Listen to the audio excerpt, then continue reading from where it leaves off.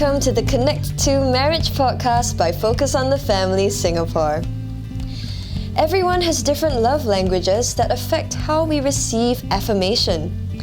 How can we show our spouses mutual respect in a way that makes sense to them? Hello and welcome to the Connect2 Marriage Podcast. I'm Jo and I'm your host for this episode. In each episode of the Connect2 podcast, we'll be tackling questions that couples ask about marriage. That includes communication, conflict, maybe money management, and much, much more. So we hope you'll keep tuning in to learn with us as you grow closer, deeper, and stronger in your marriage. Now today we have back with us our two guests from part one of our discussion on emotionally strong marriages and how we want to build respect in our marriage. And that's Jay and Lyn. Welcome back. They have been married for 15 years. They have two girls, beautiful girls, young women, and they are finance professionals. And they were telling me, maybe you can introduce a little bit the interesting thing about your family. Hi, I'm Lyn, and this is Jay. Hey. And as a family activity, we like to put jigsaw puzzles together. How many pieces, may I ask, you go up to? Current one that we're doing is 3,000. But yes. we've done 10, at least 10 in our lifetime. Our kind of puzzle. 10,000? 10,000? No, 10 puzzles. 10 Okay. puzzles. And I think our storeroom is kind of getting filled quite quickly.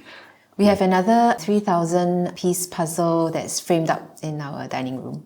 Yeah. What do you do with the puzzles after you're... Most of them we will take apart nicely and put back into the box. Yeah. So we do puzzles just for puzzling's sake. It's not to hang on the wall. It's just once you're done with the puzzle, put it back in the box and we keep it away. That's the problem, right? After that, but you don't want to mess it up too. All your hard work, like now, broken up into pieces. We'll find out more about jigsaws.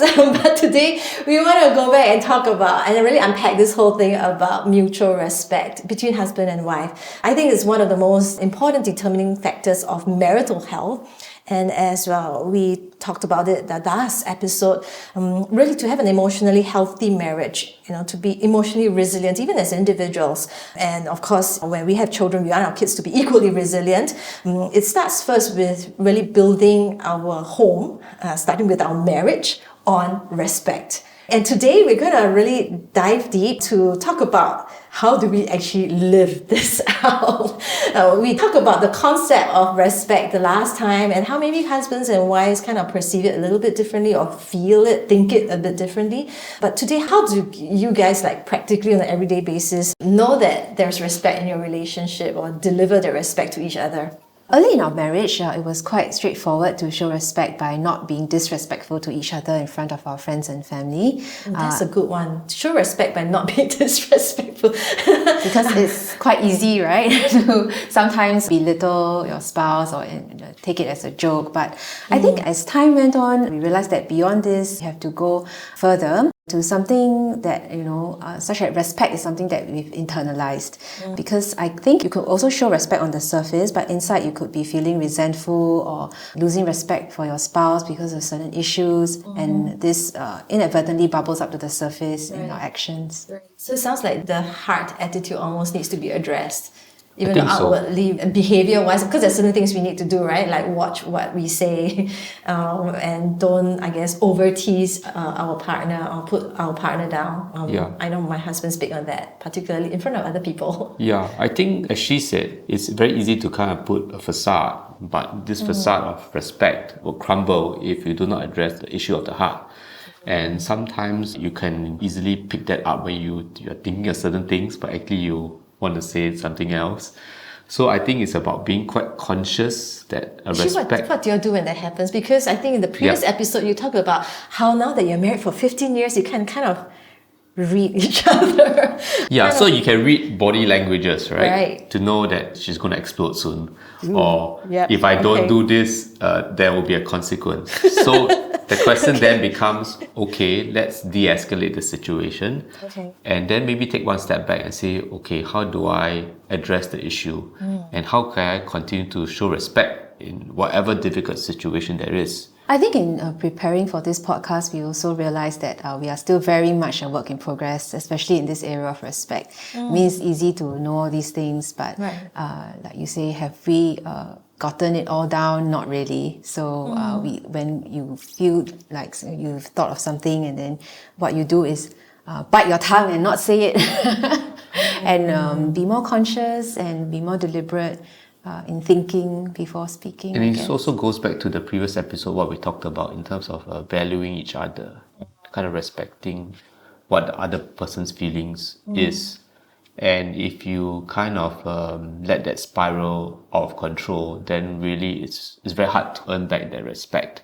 And I think sometimes that means that you need to grit your teeth to doing the right action, but as she said, easier said than done. But we also, I suppose, don't want to filter so much that we're supposed to be, to feel like the most open, vulnerable, safest, that we can say almost anything to our spouse. But I guess that it needs to be tempered with respect, right? Because you can't just really say anything. Yeah, and I think it is the people we are closest to and we love most that we hurt the most because we are not as careful of what we say because we think they can take it. But sometimes it is the closest relationships that you should guard the closest and be the most careful of what you say. Yeah. And I think the tongue is very lethal in what damage it can do. So I think we just need to be very mindful of that. And not only the tongue, but also your body language. You may say, I love you, but if you kind of don't show that in your body language, then you may not be showing respect to your spouse when you say that. Okay, maybe some tips for our listeners. You're talking about both verbal as well as non-verbal communication, but what would be some like do's and don'ts in those areas? So I think some common communication pitfalls include having Cold War or silent treatment. For instance, these days we're always looking at our phones, our digital devices. So maybe my spouse could be talking to me and then I just look at my phone and make some non-committal noises. Which then sound like you're disinterested, you're half-hearted in responding. So I think these are really something to be aware of and avoid. Yeah, that can be really annoying. Annoying is one thing, also showing disrespect. It's not very respectful.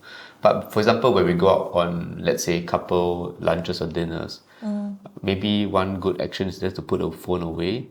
If it's 2 hours, it's too much. At least put away for 15 minutes just to look at one another and just talk through the issues, right? You need to and enjoy each other's company. It's very difficult to get the phone away in some circumstances, but maybe that's a challenge that each of us can try to take and hopefully get something out of it. Yeah, I laugh because I think I've been told off by my husband before. You're not the only one. I think all of us are. In this day and age, right? That's the trouble with this whole digitalized world. Yeah, but it also shows the absurdity of the situation where you see 5 people at the table and everybody's looking at the phone. And if you see that for 5 minutes, fine. But if you see it for 2 hours, then something is wrong. Yeah, I know there was once my husband actually said, the most important people are here with you. So if you are afraid that you need to pick up a call because it's about emergency of something happening to the ones closest to you, but they are here, right here. It comes back to her point that she made, right? We're all works in progress. It's true. It's difficult. We do need the constant reminders sometimes. Yes, it could be your husband saying, or it could be your wife saying. Just a friendly reminder, right? Obviously, the person who is doing the task would like to be gently told that maybe you would like to put your phone away rather than being screamed and say, okay, please put your phone away. So kind of, just to do it in a respectful manner still. Maybe this is the biggie, right? If we are having a conflict, how do we be respectful? Marriage is one of the most rewarding things in life. Yet, navigating marriage as newlyweds or an engaged couple can sometimes get overwhelming. Whether it's managing expectations of the in-laws, getting a good grasp of your family finances, or establishing good habits of communication and healthy conflict. Focus on the Family Singapore's Marriage Preparation program aims to help you build a solid foundation in the early years and prepare you for the adventure of your life.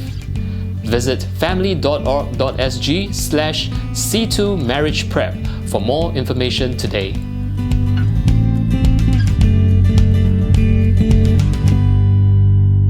I guess it's about calming down. I think that's the most difficult part when you're having a conflict. When we are having a conflict, your human nature expects you to fight and to fight to win. And sometimes you fight because the other person is fighting with you. And after that, we don't know what we're fighting about. Yes. Yes. That's the funny thing, isn't it? And then you realize both sides are bruised and you realize what's the thing for. So it's about calming down. And I think breathing in, walking I away. said that in the previous episode. Yeah, I need to practice this.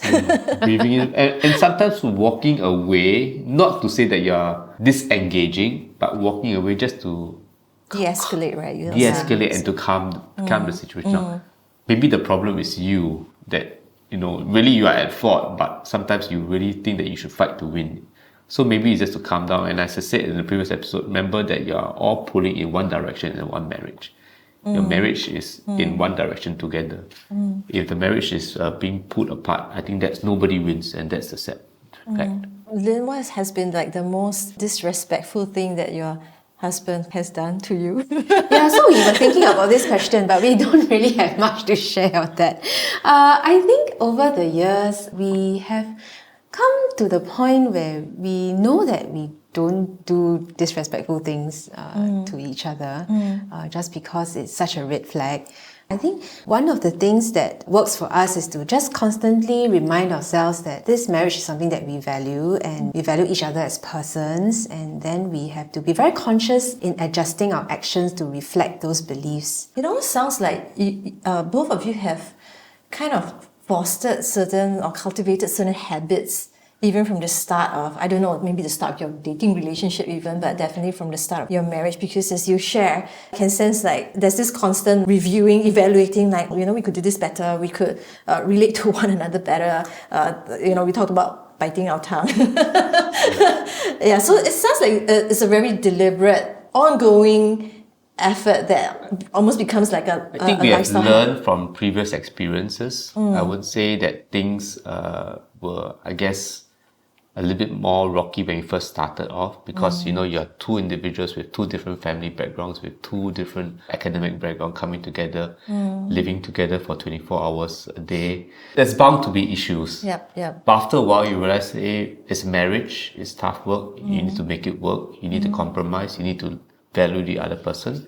And hence, we kind of fostered a habit of thinking ahead, making sure that your views are well thought through before they come out from your mouth, and then making sure that actually your spouse is worth the sacrifice. Definitely. Yeah. And I think this is really helpful, particularly maybe for couples these days, because we did mention how our parents and our parents' time and era, maybe women or the wives are not like working, they could be more stay home, and so the patriarchal or a more hierarchical relationship in the marriage may have worked to them, but these days all these young women are very independent and sometimes higher flyers than the husbands, and I do think that as you guys shared these practical tips as well as principles, and I think what I really pick up the most is the heart attitude. That if we start out right, we cultivate these habits with the heart attitude of wanting to, as you have repeated, right, to see that the marriage is something that we both agree on, want to hit on the same direction. We are working at it together. Yeah. In fact, I think these days you may have veered too much in the opposite direction with all this girl power and all. So I think fundamentally it is still very important to respect your husband, respect your spouse, and therefore we have to correct it slightly, because if we've gone too much in the extreme, I mean, of course, women are equals and we have equal opportunities in school, at work. But when it comes to a relationship, this mutual respect is something that we should then draw ourselves back to and be very conscious that this is something that we still should give to the other person. All right, in each podcast, we do address a frequently asked question that couples have about marriage. And today's question is this. Both my spouse and I are highly driven individuals. We just talked about that. We also both have successful careers where we are used to leading teams in fast-paced environments. At home with child rearing, I find it really hard not to take the lead. My wife and I butt heads on parenting decisions, and I find it difficult to keep the atmosphere respectful in this area. What would you suggest? So I think it is true that we can very easily carry forward our working styles into our homes, especially since we spend so much time and energy at the workplace. What we could do is to take a step back and, as Jay has said, see ourselves as being on the same team. And unlike a working relationship, you don't have to always be the team lead. And marriage is really a partnership, right? Where at different times, one partner could be stronger or better at a certain task. And I think it's difficult, but we always have to humble ourselves to see that. And the other thing is also maybe not to take disagreements so personally. This is a family, there's no KPI to meet, there's no promotion to get as a husband or a wife. And I think what's also very important to remember is that your children are watching all the time, and they will also feel the stress, if there's prolonged tension in a family. Just to add on, I think when, for example, in our marriage, we have different views. For example, whether how hard should we push our kids or how relaxed we should be. And in the situation of our marriage, I tend to be a bit harder as compared to her being a little bit more relaxed. But I also kind of appreciate that actually she has a point of view to say, let the kid have some space rather than just being too hard on them for some certain academic issues. So it's about getting that balance right. She respects me because she sees the value of me pushing the kid, but I also respect her to say, actually the kid needs space. And ultimately, then you hope through your actions that your kid eventually becomes a more well-rounded and well-balanced. So it comes back to the earlier point that we talked about. We hear each other's views, we compromise, we listen, and eventually there needs to be a steady equilibrium that we then eventually pass it down to our kids. I hope that helped our listener. I mean, that's really what it sounds like, what an equal partnership would look like in marriage between husband and wife. With each episode, we usually deliver a couple challenge. And so if you're listening to this with your spouse, take an extra 5 minutes at the end of the episode to share with each other. How can you include respect in your verbal and non-verbal communication? Perhaps there was a tip, that you can adopt, which either Jay or Lyn has shared today. Well, we hope you've enjoyed this podcast, and if you have time for more, do look through our other episodes for topics ranging from sex to communication, all designed to help you build your marriage. And if you do know of a friend or couple who's getting married or newly married, do invite them to check out our 2 upcoming workshops in March and May. Visit family.org.sg/C2 Marriage Prep. And for more marriage content, do visit our website, family.org.sg/Connect2. We hope you followed and subscribe to the Connect2 podcast, and do share it with a friend who can also benefit from it. Thanks, Jay and Lyn, and thank all of you for tuning in. And until next time, do take care of yourself and your spouse.